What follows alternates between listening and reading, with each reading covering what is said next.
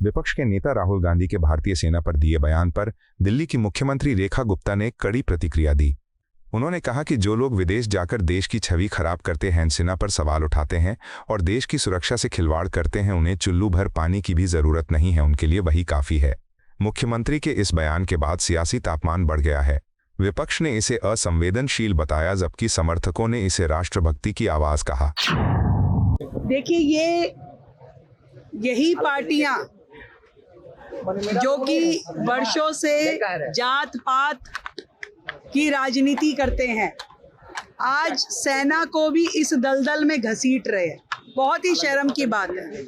मैं आज एक ही चीज कहना चाहती हूँ, जो लोग देश की बुराई विदेशों में जाकर के कर सकते हैं, जो लोग सेना के ऊपर प्रश्न चिन्ह लगा सकते हैं, जो लोग देश की सुरक्षा से कॉम्प्रोमाइज कर सकते हैं और हमारे देश की बातें बाहर जाके लीक कर सकते हैं, जो लोग श्री राम के अस्तित्व पे प्रश्न पूछते हैं, राम सेतु कहते हैं, था ही नहीं, जो लोग देश के सर्वोच्च पद पे बैठे हुए व्यक्तियों के बारे में अपशब्द कह सकते हैं, जो माँ बहनों को गाली दे सकते हैं, जो देश की जनता की गाढ़ी खून पसीने की कमाई खा सकते हैं, उनके लिए मैं इतना कहना चाहती हूँ कि उनको तालाब भर पानी की जरूरत नहीं है, चुल्लू भर ही काफी है। भाजपा के राष्ट्रीय महासचिव तरुण चुग ने ममता बनर्जी पर निशाना साधते हुए कहा कि मतदाता सूची को साफ और अद्यतन करने की प्रक्रिया पूरी तरह संवैधानिक और पारदर्शी है। उन्होंने आरोप लगाया कि ममता बनर्जी का विरोध केवल भ्रम और भय की राजनीति है। चुग ने कहा कि असल में उनका डर पारदर्शिता और जवाबदेही से है, क्योंकि यही प्रक्रिया जनता के सामने सच लाएगी। इस बयान के बाद बंगाल की सियासत में फिर से गर्मी आ गई है और सत्तारूढ़ तृणमूल कांग्रेस ने भाजपा पर निशाना साधा है। एसआईआर एक पूर्णतः संवैधानिक और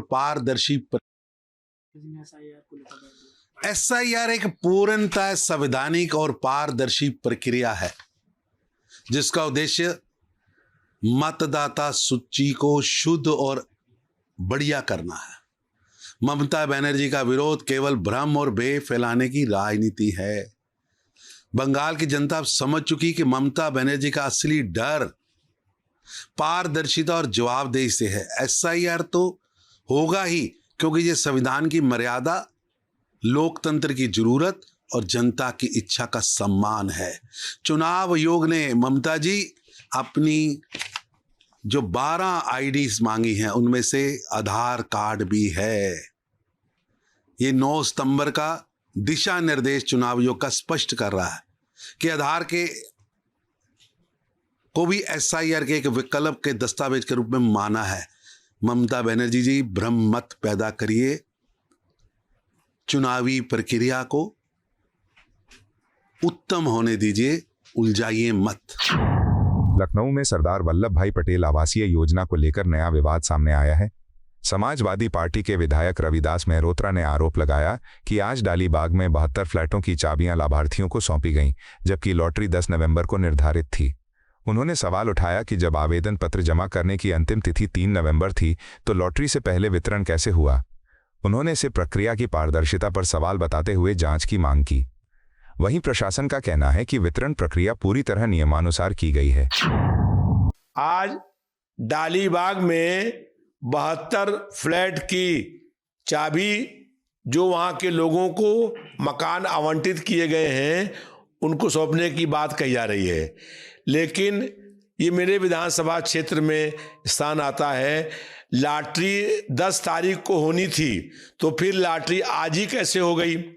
3 तारीख तक उसके फार्म जमा होने थे रात तक, और उसके बाद 10 तारीख को लॉटरी खुलनी थी। जब मैंने जानकारी करी तो कहा कि लॉटरी के दिन आपको भी बुलाया जाएगा, लेकिन मुझे बुलाया नहीं गया और बड़ी धांधली करके आनन फानन में लॉटरी खोल दी गई और जिन लोगों को मकान का आवंटन किया गया है उन सब में जो है वो पूरा निष्पक्षता नहीं बरती गई है।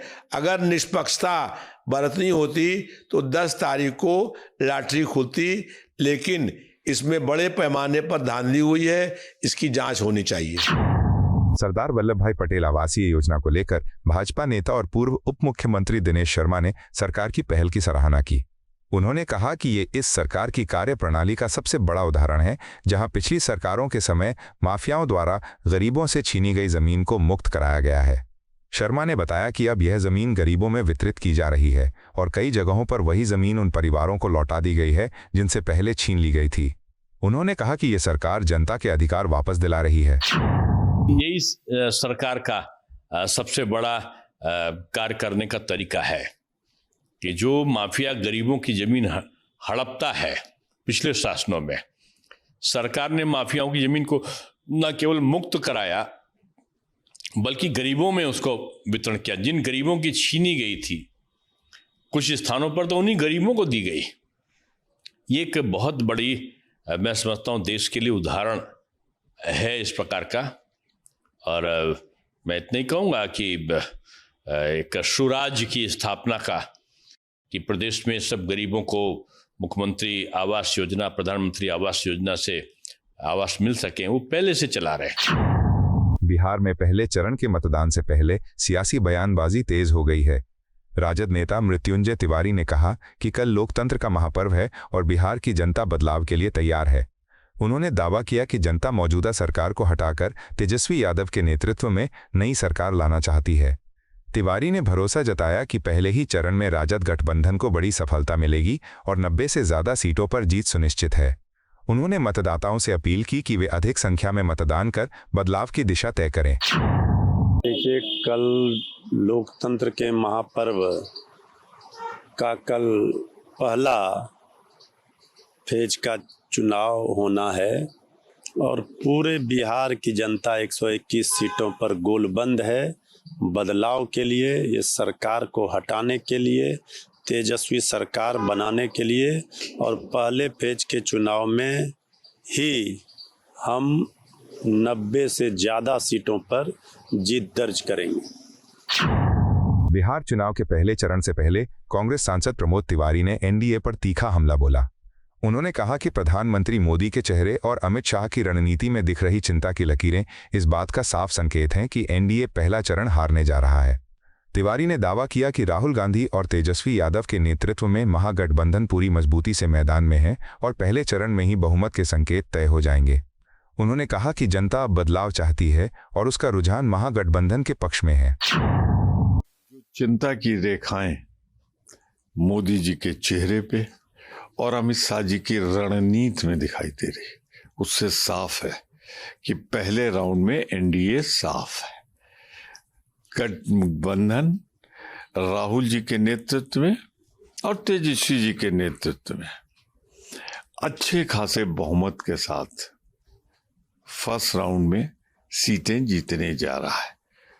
और मुझे पूरा भरोसा है कि इस बार भारतीय जनता पार्टी ने जिस तरह नीतीश बाबू को नजरअंदाज किया, अपमान किया, सिंगल इंजन की सरकार चलाई, 100 की संख्या पार करना एनडीए के लिए मुश्किल होगा पूरे चुनाव में। ओडिशा में कार्तिक पूर्णिमा के पावन अवसर पर धार्मिक और सांस्कृतिक उत्सवों का माहौल है।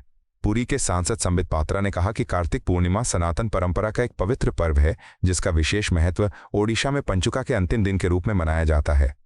उन्होंने बताया कि इस दिन बोईता बंदना की रस्म निभाई जाती है, जिसमें छोटी नौकाओं की पूजा की जाती है। यह परंपरा हजारों साल पुरानी कलिंग सभ्यता की याद दिलाती है, जब यहाँ से लोग समुद्री व्यापार के लिए दक्षिण पूर्व एशियाई देशों की ओर प्रस्थान करते थे। देखिए, आज पवित्र कार्तिक पूर्णिमा है। आज सनातन के लिए एक विशेष दिन है। उड़ीसा में पंचुक, जो कार्तिक मास होता है, उसके आखिरी 5 दिन को पंचुक कहते हैं। और आज कार्तिक पूर्णिमा की विशेष महत्व होता है। और इसमें बोईता बंदाना, बोईता मतलब छोटे बोट्स और बंदाना मतलब उसका वंदन करना, बोईता बंदाना का कार्यक्रम होता है। क्योंकि हजारों वर्षों से कलिंग प्रदेश नौका वाणिज्य में पूरे भारतवर्ष का सर्वश्रेष्ठ राज्य था।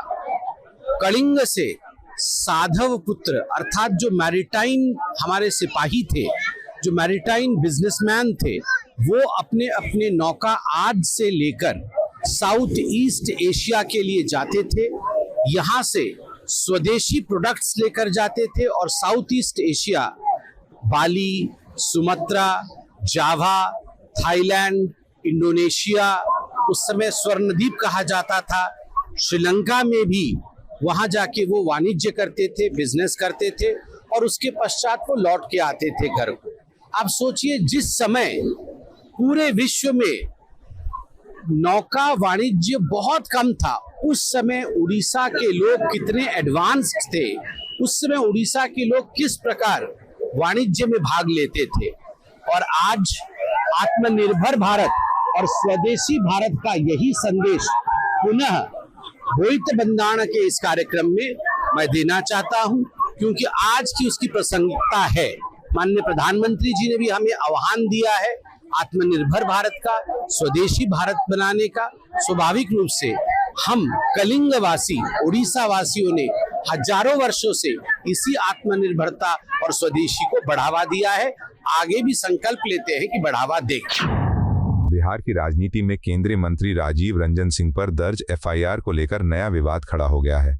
जदयू के राष्ट्रीय प्रवक्ता राजीव रंजन ने इस पर प्रतिक्रिया देते हुए कहा कि एक छेड़छाड़ किया हुआ वीडियो है और ललन सिंह के खिलाफ इस तरह के आरोप पूरी तरह निराधार हैं।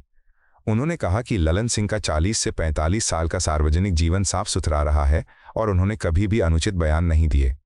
प्रवक्ता ने कहा कि पूरे मामले को राजनीतिक साजिश के संदर्भ में देखा जाना चाहिए। नहीं, ये डॉक्टर्ड वीडियो है और ललन सिंह जी का 40-45 वर्षों का सार्वजनिक जीवन है। अनावश्यक बयान कभी उन्होंने नहीं दिए हैं और इसीलिए इस तरह के वीडियोस के जरिए उनकी छवि पर सवाल खड़े करने का विपक्ष को नैतिक अधिकार नहीं है। उनसे सफाई मांगी गई है, वो जवाब दे रहे हैं और इस पूरे तथाकथित विवाद का अब पटाक्षेप समझा जाना चाहिए। कहीं भी इस तरह के बयानों की प्रामाणिकता को लेकर एक ही मानदंड सब जगह है। अगर बयानों को लेकर के हमारी आपत्ति है कि गलत तरीके से रखी गई है तो इसकी सत्यता की जांच कराइए। तो एफआईआर तो बिहार है ना, यहाँ तो कानून का शासन है। तो एफआईआर हुआ, उनकी ओर से जवाब जा रहा है। बिहार में मतदान के बीच भाजपा सांसद अनुराग ठाकुर ने गुरु नानक देव जी की जयंती पर देशवासियों को शुभकामनाएं दी और विपक्षी दलों पर निशाना साधा। उन्होंने कहा कि लोकतंत्र हर नागरिक को समान अधिकार देता है, चाहे वो अमीर हो या गरीब, लेकिन कुछ राजनीतिक दल उपद्रवियों को संरक्षण देकर मतदान प्रक्रिया को प्रभावित करने की कोशिश करते हैं। ठाकुर ने कहा कि ऐसे दल देश की लोकतांत्रिक परंपरा को कमजोर कर रहे हैं।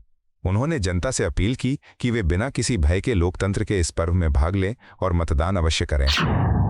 सबसे पहले तो मैं गुरु नानक देव जी के प्रकाश पर्व पर देशवासियों को बहुत बहुत बधाई और शुभकामनाएं देता हूं। लाख लाख बधाइयां गुरु पर्व दियां। जहां तक विपक्षी दलों की बात है, आखिरकार उनको एसआईआर से पीड़ा क्या है? जहां एक और लोकतंत्र में मतदाता के वोट का हक, ये सबसे बड़ी ताकत है। गरीब और अमीर का एक बराबर हक है, लेकिन वहीं पर कुछ राजनीतिक दल घुसपैठियों को संरक्षण देने का काम भी करते हैं, उनको मताधिकार देने के लिए भी प्रयास करते हैं और जब इलेक्शन कमीशन कार्रवाई करे तो उसके खिलाफ भी आवाज उठाते हैं। कोई बम फोड़ने की बात करता है, लेकिन उनके बम बार बार फुस हो जाते हैं। जैसे उनकी राजनीति फिस हो गई, वैसे उनके हाइड्रोजन बम भी टाइम फिस हो गए। और राहुल जी एक बार नहीं अनेक बार धरती हिलाने की बात करते हैं, लेकिन जनता उनको हराकर उनको हिला देती है। दिल्ली में बढ़ते वायु प्रदूषण को लेकर कांग्रेस नेता अभिषेक दत्त ने सरकार पर निशाना साधा। उन्होंने कहा कि राजधानी के लोग, खासकर बुजुर्ग, गर्भवती महिलाएं, अस्थमा के मरीज और बच्चे खराब हवा से जूझ रहे हैं, लेकिन मुख्यमंत्री दिल्ली में नहीं, बिहार में राजनीतिक कार्यक्रमों में व्यस्त हैं। दत्त ने सवाल उठाया कि क्या मुख्यमंत्री अब पंजाब का दौरा करने की भी तैयारी कर रही हैं, जबकि दिल्ली की जनता प्रदूषण से राहत की उम्मीद कर रही है। उन्होंने कहा कि भाजपा सरकार इस बीच पंजाब के किसानों को दोषी ठहराने की राजनीति कर रही है। देखिए, बड़ी दुख की बात है जब दिल्ली में एक एक व्यक्ति, खासतौर से हमारे बुजुर्ग, हमारी गर्भवती बहनें, एस्थमेटिक पेशेंट्स और छोटे बच्चे एयर पोल्यूशन से और PM2 लेवल से परेशान हैं। उस समय पर हमारी दिल्ली की मुख्यमंत्री दिल्ली में कम और बिहार में ज्यादा दिखाई देती हैं। और मेरे को ऐसी जानकारी मिली है कि आने वाले दिनों में वो पंजाब भी जाना चाहती हैं और लगातार भारतीय जनता पार्टी की सरकार पंजाब के किसानों के ऊपर उंगली उठाती आई है। बड़ा मुद्दा यह है कि आज 2 प्रदेशों में चुनाव है, कहीं जगह पे उपचुनाव है। उसकी वजह से दिल्ली की नाकामियत को छुपाने के लिए भारतीय जनता पार्टी की दिल्ली सरकार दिल्ली में एयर इमरजेंसी लागू नहीं कर रही, दिल्ली के स्कूल्स को नहीं बंद कर रही। अगर पिछले सालों में देखो, जब अरविंद केजरीवाल जी की सरकार एयर पोल्यूशन पे काम नहीं करती थी, तब उस समय माननीय एलजी साहब लगातार इंटरफेयर करके इस तरीके से डिसीजन लेते थे। आज मैं दिल्ली के एलजी से कहना चाहता हूं, आज जब भारतीय जनता पार्टी की दिल्ली की सरकार कुछ भी काम एयर पोल्यूशन पे नहीं कर रही और जो प्रिएम्प्टिव स्टेप उनको लेने हैं, स्कूल बंद करना, ऑनलाइन क्लासेस करना, ऑनलाइन स्कूल करना, मॉर्निंग वॉकर्स को एक एडवाइजरी जारी करना और जिस तरीके से रोज इवेंट्स ये लोग सरकार सुबह सुबह करती है, उन सब पर रोक लगाना, इस पे एलजी साहब को तुरंत संज्ञान लेना चाहिए। आपको यह वीडियो पसंद आया हो तो इसे लाइक करें, हमारे चैनल को सब्सक्राइब करें।